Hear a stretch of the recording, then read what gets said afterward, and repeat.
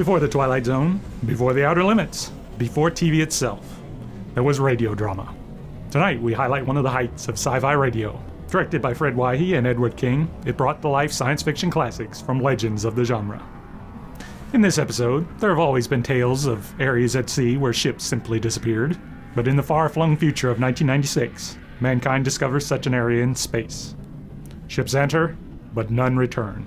Now a ship ventures out to find out just what is beyond the galactic barrier. Ahead we go, into Dimension X. Adventures in time and space, told in future tense. Dimension X.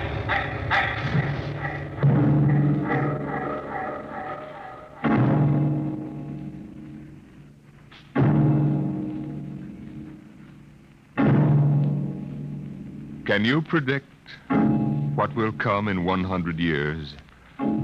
Or in 10? Or in the next minute? Can you see beyond the known dimensions of time and space into the unknown, Dimension X? It was in the year of 1982 that spacemen first discovered the Great Galactic Barrier. In the past 10 years, rocket travel to the moon and the nearer planets had become commonplace. And then men fixed their sights on a more distant star, the remote planet known as Volta. 5 exploratory ships went out, and none came back, each in turn disappearing mysteriously at the same vanishing point, an invisible wall somewhere in the vast outer reaches that became known as the wrecker of spaceships, the Galactic Reef. And yet, the explorers refused to admit defeat. It was on June the 2nd, 1987, that the rocket Star Cloud made ready for takeoff, the 6th to attempt to crack the barrier and win through to Volta. Now hear this. Condition blue. 1 minute till blast off. Now hear this. Condition blue. 1 minute till blast off. Bridge to nav control. Navigation, Collier. This is Captain Thorson. Ready, Lieutenant? We're ready, Captain. The course is in the integrator for takeoff at 1200 hours. All right, stand by for acceleration. Bridge to engine room. Fire up your rocket chambers. Take off at exactly 1200 hours. I'll read you off. 30 seconds. 29. 28. 27. 26. Condition red. Hold it. Revoke all orders. Who turned in that alarm? We've uncovered a stowaway, sir. Stowaway where? Hiding at sick bay. Dr. Spitzlin found him. Have him brought up to the bridge. Engine room. Kill your rocket. Stand by. Thorson, this is Colonel Harrison in ground control. What's holding you up? Trouble. What's the matter with you? What's the matter with you? There's stowaway aboard. Stowaway? Yes, I thought your men were supposed to police this base. What's the All matter with right, Captain, take it easy. you? You know what this delay can do to us, don't you? 1 minute late at takeoff can throw us 1,000,000 miles off course. We'll have to reintegrate the whole works. Well, look, how long do you think it'll take? Don't bother me for a while. I'm busy here. Stupid idiot. Come in. Here's your stowaway, sir. Now, court martial. Charlie. Can you use a good radio man, Skipper? Oh, I see you two have met. Matt, the skipper and me made 50 trips to the moon together. Didn't we, Captain? Charlie, if you wanted to come along, why didn't you volunteer? I did, Skipper. They turned me down. What's wrong with you? Oh, acceleration bends. They said my arteries wouldn't stand another trip. Oh, I'm sorry to hear that. But they're wrong, sir. I got one more good trip in me. Now, listen, Captain. You know these green kids don't know the first thing about space radio operation. You put a man like me on, and I'll be getting you bedtime stories from Mars. Well, you know the regulations as well as I do, Charlie. I can't take you much as I'd like to. Colonel Harrison will murder me for this. I'm sorry, Charlie. I have to put you aground. Tell you what, Charlie. I'll ask Harrison to put you on his ground radio contact. It'll seem as if you're right here with us. He won't do it, sir. He better. I'll have him busted to corporal for letting you sneak aboard. You'll be better off, Charlie. Paulison. Yes, sir. I'm sending a man down from the bridge. Put him aground. Give him time to clear the launching platform. Yes, sir. So long, Charlie. Sorry. Well, good luck, Skipper. I thought you were going to have him drawn and quartered. Been anybody else, I would have, Smitty. But Charlie, well, Charlie's kind of special. He's been with me since my first command. began the regular run to the moon. If he wanted to come along this time, well, it's only through loyalty to me. You know, Lewis, I didn't realize it before, but you're almost human. Navigation. Lieutenant Collier. Nav control, Collier. Lieutenant, how badly we fouled up. Can you recalculate the course, or shall I cancel the takeoff? I've already plotted a new course on the integrator, sir. Well, that's quick work. Are you sure? Positive, sir. All right, Collier. Putting it in your hands. We'll blast off in your signal. Lewis, isn't that a lot of responsibility for a young green officer? Yeah, but if he can't do his job, I'd rather find out now than at the galactic barrier. Bridge to engine room. Ready your rockets. Prepare to blast off on navigator's signal.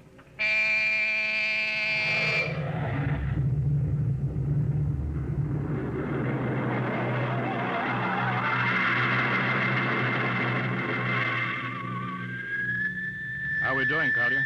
Coming on the bearing, sir. 4, 3, 2, 0. We've intersected the course vector. That's good work, Collier. Course corrected, sir. Ready to go into atomic overdrive anytime you say. All right, stand by. Now hear this. Prepare for maximum acceleration. Bridge to engine room. Kill your rockets. Rockets out. Fire up number 1 cyclotron. Number 1 ready. Fire up number 2. Number 2 ready. Engineering, withdraw your dampening rods. Fission chamber ready. Blast tubes are clear. Ready. Take it on overdrive. How are we doing, Collier? On course, sir. She's running hot and true. Well, my compliments, Lieutenant. This job would have done your father credit. He was the best navigation officer I ever saw. Thank you, sir. Start your gyros, put her on robot control. All right, the ship is yours, Mr. Collier. If you need me, I'll be in Dr. Smithson's office. Yes, sir.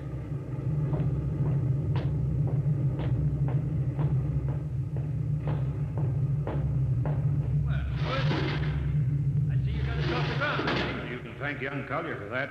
Chip off the old block. Oh, you knew his father, huh? Matter of fact, I knew him very well. First-rate spaceman. Is he the one who, Yeah, Oh. Yeah, he was lost in the galactic barrier on the second ship we sent out to Volta. Lewis, just what do you think this galactic barrier is? Your guess is as good as mine, Doc.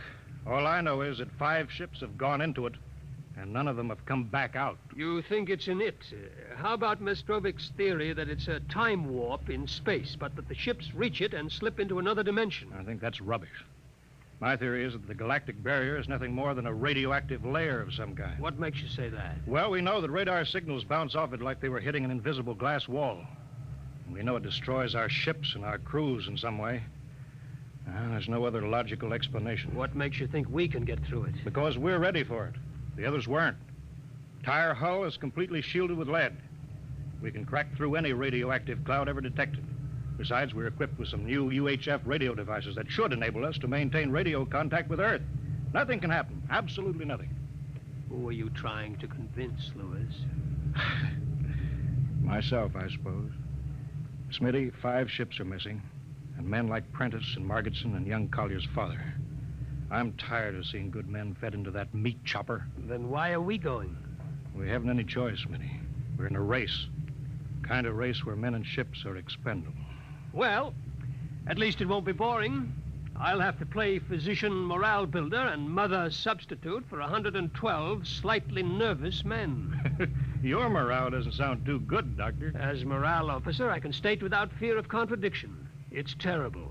And something tells me that as we approach that galactic barrier, I'm not going to be alone.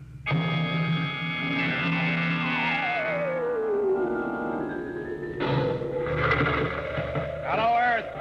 Hello, Earth. Captain Thorson of the Star Cloud calling Earth. Star Cloud to Earthbound. Can you read me? Hello, Star Cloud. Hi, Captain. Charlie! Well, I see they haven't court-martialed you yet. No, sir. Thanks to you. Well, Charlie, it's good to hear you. You can read us the funny papers on Sunday morning. Right. How's the signal? Strong. Clear as a bell. All right, here's our log report for Colonel Harrison. Ready? Shoot. June 2nd, 1987.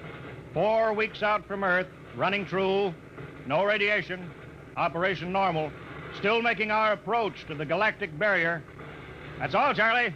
See you later. Good luck, Captain. I sure wish I was with you.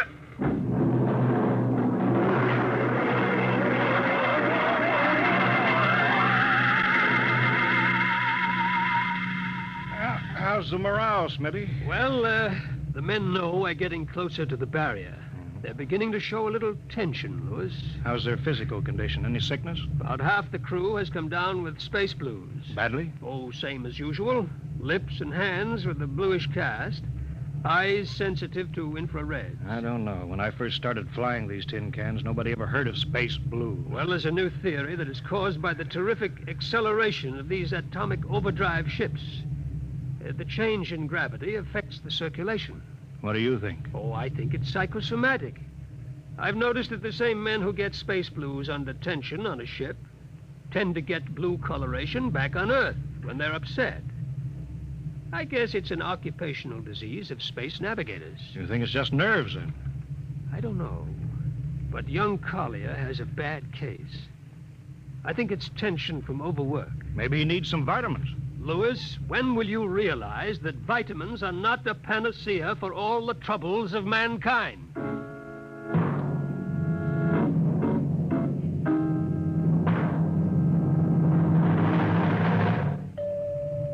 Come in. Oh, Lieutenant Collins. Sir, I understand you've relieved me from duty. Dr. Smithson says that you aren't looking very well. I'm giving you a rest. I feel perfectly able to continue, sir. Your lips are as blue as Minnetonka. I'd like to remain at my post, Captain. Don't be foolhardy, Lieutenant. I'm not being foolhardy, sir. I have a special personal reason for wanting this expedition to reach Volta. Your father? Yes, sir. You think he might still be alive? I have to find out what happened, sir. I think I understand. Very well, Collier. Report back to duty.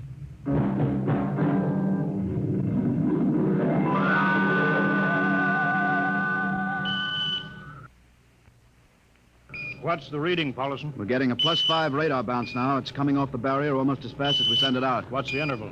0.3 of a second.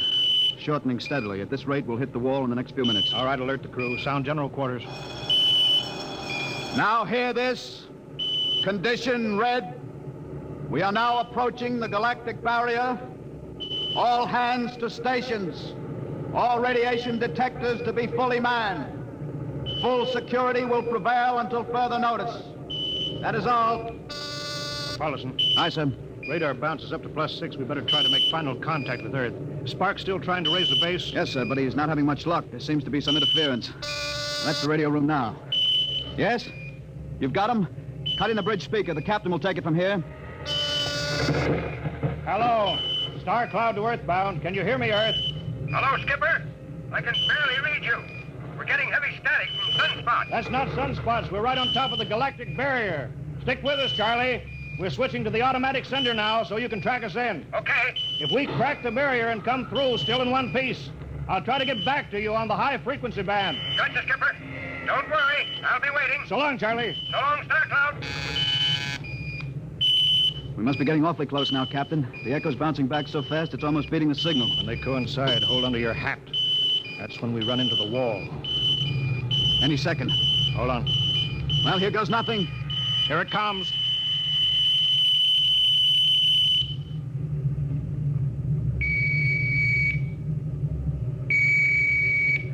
Captain, Why, nothing happened.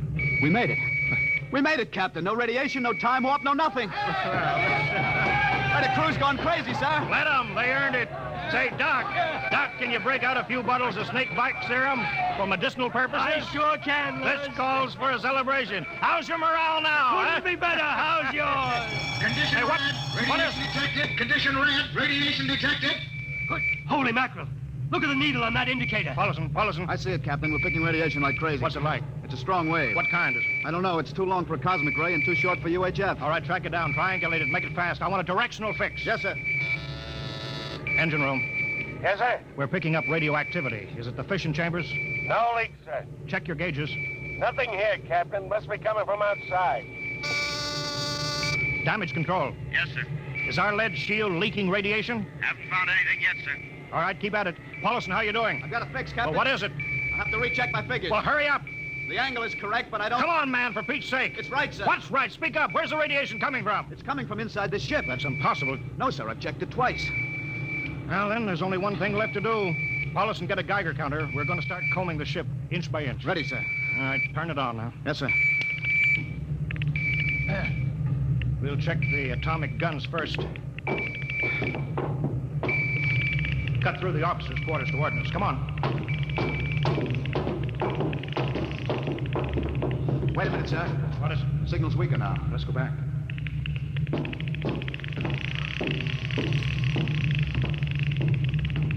Hold it. Seems strongest right about here. It doesn't make sense. Whose cabin is it? Lieutenant Collier's. Collier? It's probably down in nav control, sir. Try the door. That's not locked, sir. It's in here, all right. Listen to that counter. Strongest over here. Open that wall cabinet. It's locked. Smash it. All right, shut off the Geiger counter. What do you make of this, Paulison? It looks like some sort of portable transmitter, sir. Must be foreign manufacture. I don't recognize the calibration symbols at all. Never seen anything like it. Which raises a small question. What is Lieutenant Collier doing with a transmitter in his cabin? I don't know, sir. Well, I intend to find out, Paulison. Get down to nav control. Bring Collier up to the bridge, on the double. Well, hadn't we better find some way to shut this thing off first? I know a way.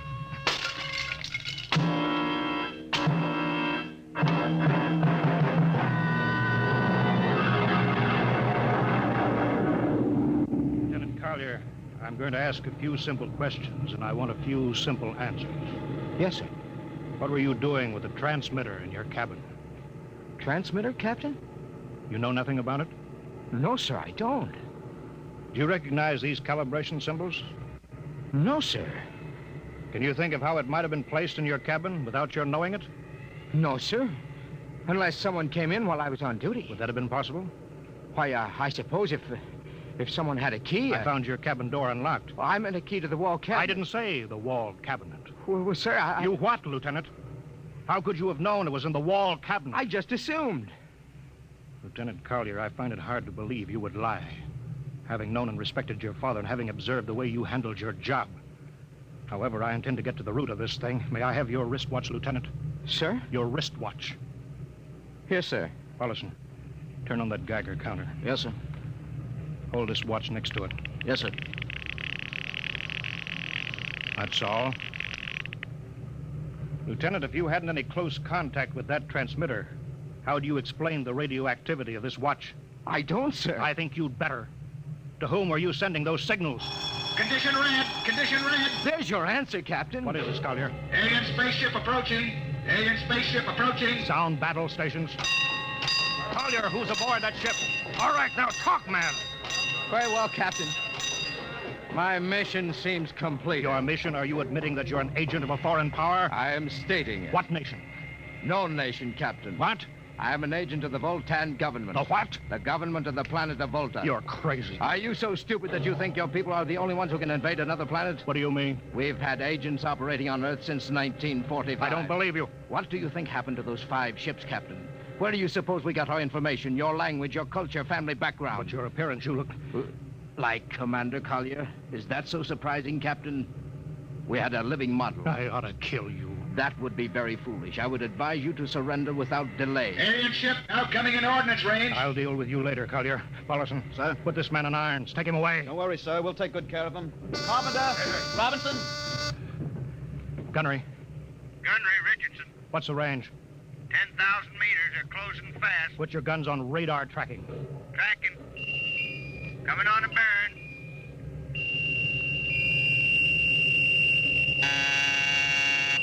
Fire.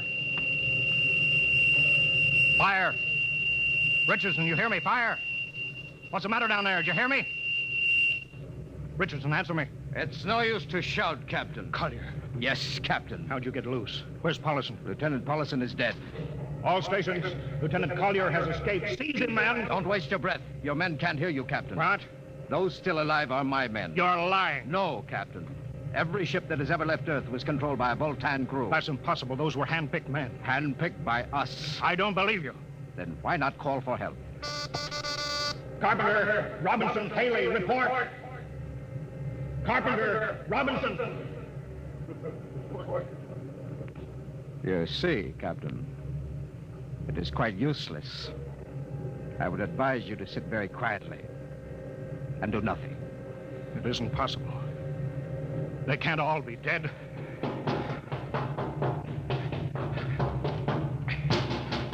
Smitty! Dr. Smithson! Smitty. Smitty, what have they done to you? Lewis, Oh, those dirty... Don't talk, Smitty. Closer. Not much time. Lewis, space blues. Space blues. What is it, Smitty? What are you trying to tell me? All men with space blues. Voltans. Here, let me help you, Smitty. No, Lewis. Get message back to Earth. Voltan. 5th column. Watch out for space blues. Smitty. Smitty.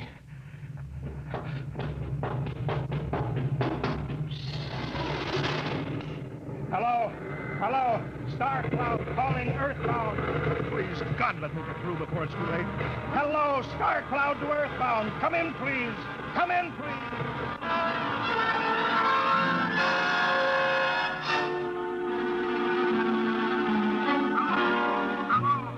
Star Cloud to Earthbound. Captain Thorson calling. Charlie, come in, please. Hurry.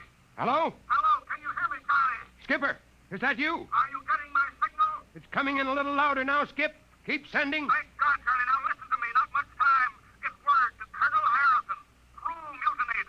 Most of crew members, Voltons. What? Voltons. Spell that. V-O-L. Voltans? That's right. They're from the planet Volta. Skipper, are you all right? Charlie, this is serious. They'll be here any second now. Listen. They have a 5th column on Earth. They're planning to invade you. You don't mean it. Of course I mean it. Tell Harrison that they're posing as humans. You can detect them by space blues. You got that? Only Voltons get space blues. Charlie, do you hear me? Space Blue. I get you. Step back in, Charlie. I'm depending on you now. Warn everybody. Captain! They've opened the door. Go on, Charlie. Tell Harrison that... Captain! Captain Thorson! Hello! Hello, Star Cloud. Come in. What's the trouble, Sergeant? We're just trying to raise the Star Cloud, Colonel. Had any luck? No, sir. No contact. No contact? No, sir. Nearly an hour since they hit the galactic barrier. I don't understand why they haven't tried to get back a message. No, sir. Neither do I. All right. I'll take over for a while. Yes, sir. Go right ahead, sir. You'd better go out and get yourself some coffee. Charlie, you look a little blue around the gills.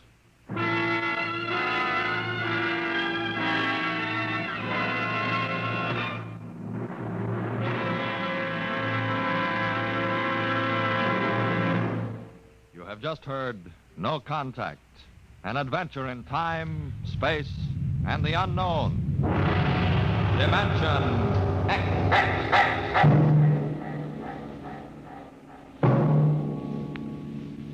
Next week, we have a nice, blood-curdling little story that starts with these 2 sentences. The last man alive on Earth sat alone in a room. And then there was a knock on the door, which raises the question, what knocked on the door? Left to its own devices, the human mind supplies a vaguely horrible answer. But it wasn't so horrible, really. You'll see next week when we present Knock.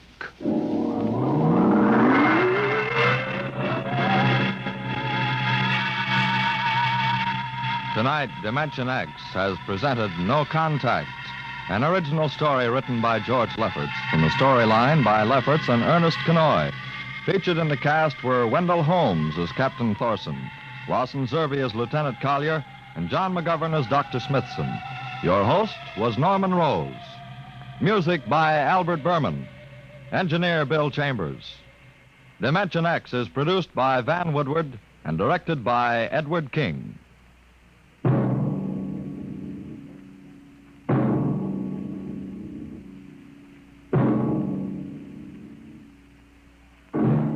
Tomorrow, hear Sam Spade. Now, it's Truth or Consequences on NBC.